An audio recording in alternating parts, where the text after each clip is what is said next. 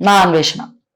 Okay, so ఆయన ఏదేదో పిచ్చి పిచ్చి వాగుడంతా వాగిండండి, అడ్డమైన వాగుడంతా వాగిండండి. ఏమన్నానండి, టెంపుల్స్ గురించి, విగ్రహాల గురించి మాట్లాడుతున్నాడు. ద్రౌపది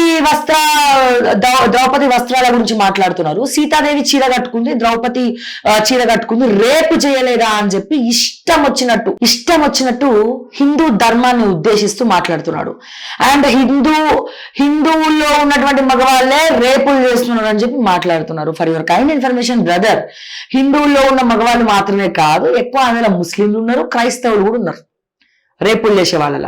దాంట్లో తాగుబోతులు చాలా మంది ఉన్నారు. ఇక్కడ హిందూయిజం అనే వర్డ్ ఎందుకు వాడడం అనేది నాకు అర్థం కానటువంటి ఒక పెద్ద క్వశ్చన్ మార్క్. ఇక నెక్స్ట్ పాయింట్కి వద్దాం. ఏమంటారు, ద్రౌపదిని రేప్ చేయడం. నువ్వు చూసినావా ద్రౌపదిని రేప్ చేసిందని? చెప్పండి. చట్టసభలో ఓకే, దుర్యోధనుడు ద్రౌపదిని జుట్టుబట్టి ఈడ్చుకొచ్చి సభలో ఇట్లా పడేసినప్పుడు ఈ మగవాళ్ళ పాండవుల జూదం కోసం భార్యని ఎందుకు తాకట్టు పెట్టావు? తాకట్టు పెట్టడం పాండవులు చేసిన తప్పు. చుట్టుబట్టి ఈడ్చుకొచ్చి ఆడదాన్ని మధ్యలోకి తీసుకురావడం అనేది అధర్మం. Point number 2. పాయింట్ నెంబర్ 3, చీర విప్పుతా ఉంటే ఆ చట్టసభలో కళ్ళకు గంటలు కట్టుకున్న గాంధారి దగ్గర నుంచి, భీష్ముడు దగ్గర నుంచి, చట్టసభలో ఉన్నటువంటి కర్ణుడు వరకు కూడా, దానవీర శూరకర్ణాన్ని పేరు తెచ్చుకున్నటువంటి కర్ణుడు కూడా అధర్మం పాటిస్తూ సభలో ఉన్న ప్రతి ఒక్కరు కూడా వస్త్రాన్ని లాగుతా ఉంటే, చీర కొంగుని లాగుతా ఉంటే ప్రతి ఒక్కరు చూశారే గాని ఎవరు కూడా ఇది తప్పు అని చెప్పి దుర్యోధనుడు చెంప పగలగొట్టలేదని చెప్పి కురుక్షేత్ర యుద్ధంలో శ్రీకృష్ణ భగవానుడు చెప్పాడు. రేప్ చేశారా? రేపు చేయకముందే అధర్మం అడుగులు వేస్తా ఉంటే ధర్మం శ్రీకృష్ణ పరమాత్ముడి రూపంలో వచ్చి ద్రౌపదిని కాపాడింది. చీర కొంగు నూలు పోగు కూడా కింద పడలే, లాగిన కొద్ది చీర వస్తూనే ఉంది. ద్రౌపది ఎక్కడ కూడా అవయవాలు కనిపించకుండానే శ్రీకృష్ణ పరమాత్ముడు కాపాడాడు.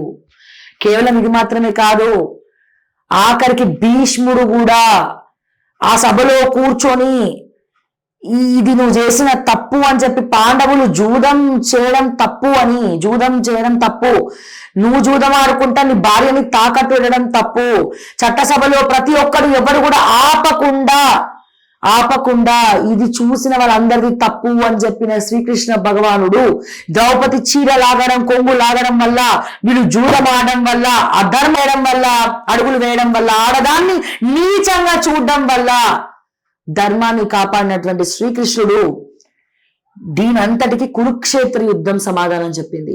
ఈ సన్నివేశాన్ని ఆపనివాడు శిక్ష అనుభవించినాడు, చచ్చిపోయినాడు యుద్ధంలో. జూదమాడిన వాళ్ళకి ఇబ్బందే, వాళ్ళ కుటుంబం మొత్తం సర్వనాశనం అయిపోయింది. లాగినోడు చచ్చిండు, కుక్క చావు చచ్చిండు, లాగనోడు చచ్చిపోయాడు. దీని అర్థం ఎందుకు చెప్పు? మహాభారతం, రామాయణాలు మనం ఎలా బతకాలో, ఎలా బతకకూడదో చెప్పడానికే రామాయణ మహాభారతాలు ఉన్నాయి. ఒక తండ్రిని గౌరవించాలి, ఎలా గౌరవించాలి? రాముల్లా గౌరవించాలి. ఓకే, ఒక తల్లి మాట జవదాటద్దు. ఎలా జవదాటద్దు? రాముడు లాగా. ఒక అన్నదమ్ములు కలిసి ఉండాలి. ఎలా కలిసి ఉండాలి? రామ లక్ష్మణులు, భరత శత్రుఘ్నులాగా కలిసి ఉండాలి. ఇవన్నీ కూడా మన ధర్మానికి మూలాలు. ఒక మనిషి ఎలా బతకాలో, ఎలా బతకూడదో మనకి తెలియజెప్పడం కోసమే ఈ రామాయణ మహాభారతాలు ఉన్నాయి. ఒక ఆడదాన్ని అవమానిస్తే ఎటువంటి కురుక్షేత్ర యుద్ధం జరుగుతుందో మహాభారతం కళ్ళకు కట్టినట్టు చూపించిండ్రు. మహాభారతంలో కళ్ళకు కట్టినట్టు చూపించారు. ఒక ఆడది దైవ స్వరూపం. ఆడది ఎలా ఉన్నా అది ఆడదే.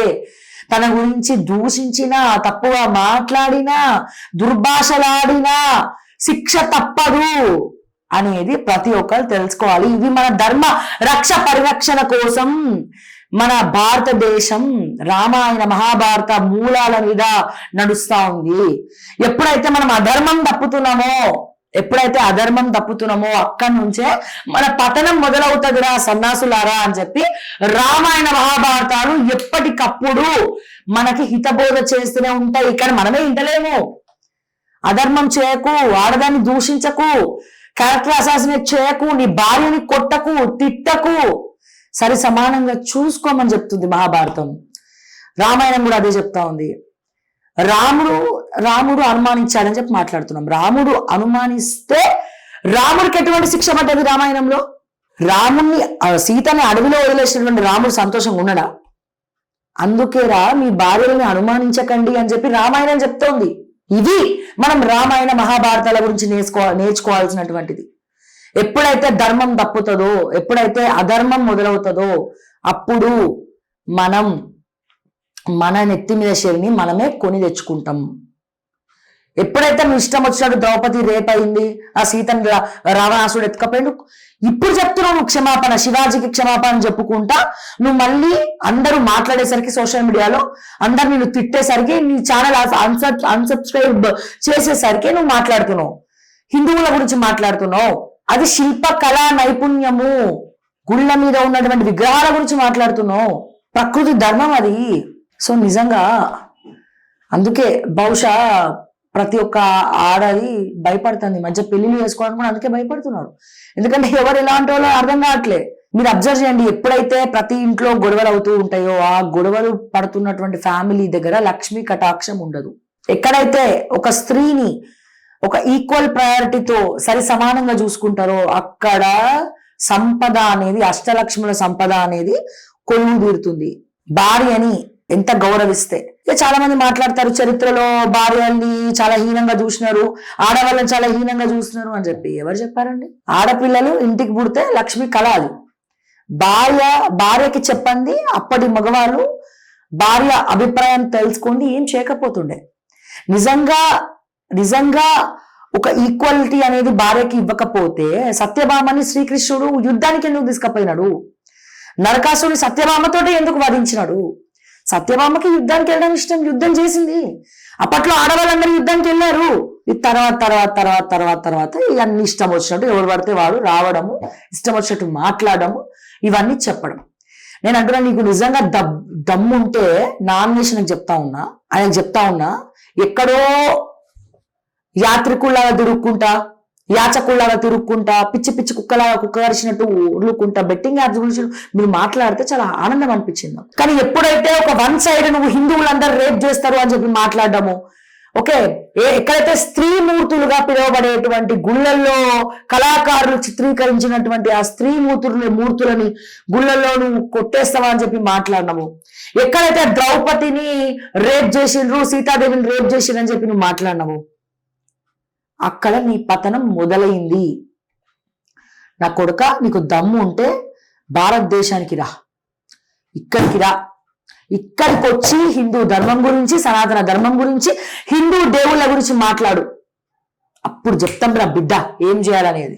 నువ్వు ఎవరైనా పైసలు తీసుకుంటే నువ్వు తీసుకో, నువ్వు ఇష్టం వచ్చినట్టు తీసుకో, నువ్వు బతుకు, ఎవరమేమనం. కానీ ఇటువంటి మాటలు సనాతన ధర్మాన్ని కించపరుస్తూ, సీతాదేవిని ద్రౌపదిని కించపరుస్తూ మాట్లాడడం కరెక్ట్ కాదు. సీతాదేవిని రేప్ చేసిండా? ద్రౌపదిని రేప్ చేసిరా? రేపు చేయకుండానే కాపాడిండ్రా భయ్. చరిత్ర చెప్తాను, చదువు. ఇవాళ ఒక వీడియో రిలీజ్ చేసినావు కదా నిన్న, నేను రామాయణం రేపటి నుంచి చదువుతున్నాను, చదువు. రామాయణంలో ఏముందో చదివి తెలుసుకొని వీలైతే పాటించు. సో ఇదండి నేను మాట్లాడిన దాంట్లో ఏమైనా తప్పు ఉంటే దయచేసి క్షమించండి. నీకు నిజంగా దమ్ము ఉంటే నేను ఒకటే చెప్తా ఉన్నా, నా అన్వేషణ హైదరాబాద్కి రా, భారతదేశంలో అడుగు పెట్టును. సనాతన ధర్మం గురించి, హిందువుల గురించి మాట్లాడిన నువ్వు నీలాంటి వాళ్ళ బంగ్లాదేశ్ లో సంపుకరింటురు. నిన్న 7 ఏళ్ల పసిపాపని సజీవ దహనం చేసినాడు ముస్లింస్. సజీవ దహనం చేసినారు ముస్లింస్. 7 ఏళ్ల పాప ఏం పాపం చేసింది? హిందువుగా పుట్టడం ఆమె చేసిన పాపమా? సరే, ఏ ధర్మమైనా అందరు బాగుండాలని చెప్తుంది కదా, బైబిల్ అది చెప్తుంది, ఖురాన్ అది చెప్తుంది, భగవద్గీత అది చెప్తుంది. కానీ చెప్పమని ఏ దేవుడు రా చెప్తున్నాడు? ఏ దేవుడు చెప్పట్లే. నీలాంటి అడమైన కూతురు ఊయడము, ఇంకొంతమంది ఛాన్స్ తీసుకొని దాని గురించి మాట్లాడడం, కించపరచడం. మాట్లాడితే సనాతన ధర్మం గురించి మాట్లాడడం ఫ్యాషన్ అయిపోయింది. మాట్లాడితే వాడు హీరో అయిపోతాడు అనుకుంటున్నాడు, కానీ వాడు ఒక జీరో. అక్కడి నుంచి మాట్లాడే ప్రతి ఒక్కడు కూడా చరిత్ర పుటంలో కుక్క చావు చచ్చిందన్న విషయం దయచేసి గుర్తుపెట్టుకోవాలి ఇక మీదట ఆయన అని చెప్పి ప్రతి ఒక్కరికి చెప్తూ, ముఖ్యంగా నా అన్వేషణ, నీకు దమ్ముంటే నువ్వు రారా బై, ఎక్కడికి రా, భారతదేశంలో అడుగు పెట్టు, నువ్వు కాలు పెట్టు, భారతదేశానికి రాను, నా తెలంగాణకి రారా బై, నువ్వు దమ్ముంటే. నా అన్వేషణ అన్వేష్ మిస్టర్, నా అన్వేషణ మిస్టర్ అన్వేష్ మైకేల్ కాదు. నీ పూర్తి పేరు తెలియాలనుకున్నావు, అన్వేషణ మైకేల్. నా అన్వేషణ అన్వేష్ మైకేల్ కాదు. మేమందరం అన్వేషించుకొని నువ్వు ఏడున్నావో వెతుక్కుంటూ ఉరికించి కొడతాం బిడ్డ. ఏం ఫ్యాషన్ అనుకుంటున్నావా? హిందూయిజం గురించి, సనాతన ధర్మం గురించి మాట్లాడడం నేను ఇదే చెప్తున్నా, ఛాలెంజ్ చెప్తున్నా, ప్రతి ఒక్కరికి చెప్తా ఉన్నా.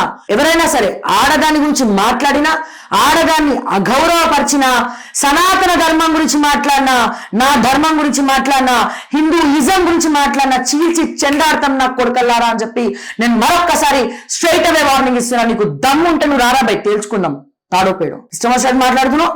నా అన్వేషణ కాదు, మేము నిన్ను అన్వేషించకుండా కాపాడుకో, అర్థమైందా? తక్షణమే మిస్టర్ అన్వేష్ మైకేల్, నువ్వు హిందువులకు, ద్రౌపదికి, మా అమ్మ సీతమ్మకు, మా సనాతన ధర్మానికి క్షమాపణ చెప్పి ఇంకొక వీడియో రిలీజ్ చేయ మర్యాదగా. లేకపోతే ఇది ఎక్కడి దాకా తీసుకెళ్తామో మాకే తెలియదు. ఎవరు అవసరం లేదు, నేను ఒక్కదాన్ని చాలు బిడ్డ, నేను ఒక్కదాన్ని చాలు నీకు, అర్థమైందా? సో దయచేసి వ్యాఖ్యల్ని వెనక్కి తీసుకుంటామని అనుకుంటున్నా మిస్టర్ అన్వేష్ మైకేల్. ఇది ఇక్కడితో ఆపేసి అని చెప్పి మరొక్కసారి తెలియజేస్తూ, ఫైనల్ గా నేను మరొక్కసారి చెప్తున్నా, నేనే చెప్తున్నా, నా హిందూ ధర్మం గురించి కానీ, హిందూ మతం గురించి కానీ, సనాతన ధర్మం గురించి కానీ కించపరుస్తూ నా కొడుకైనా వీడియోలు చేసి సోషల్ మీడియాలో పిచ్చి కూతలు కూస్తే అది నీ పతనం మొదలైనట్టే. మేమే ఫస్ట్ దాడి చేయడానికి మీ ముందు ఉంటామని చెప్పి నేను మరొక్కసారి తెలియజేస్తా ఉన్నా. ఆడవాళ్ళ గురించి ఎవడైనా సరే ఆడదాన్ని అడ్డు పెట్టుకొని రాజకీయం చేయడం, ఆడదాన్ని అడ్డు పెట్టుకొని సిగ్గు ఎగ్గు లేకుండా ఆడవాళ్ళ గురించి ప్రతిసారి కించపరుచుకుంటూ మాట్లాడిన నా కొడుకల్లారా సంపి ఉప్పు పాత్రేస్తామని చెప్పి మరొక్కసారి తెలియజేస్తూ, జై తెలంగాణ, జై సనాతన ధర్మం, జై హిందూయిజం, జై భారత్.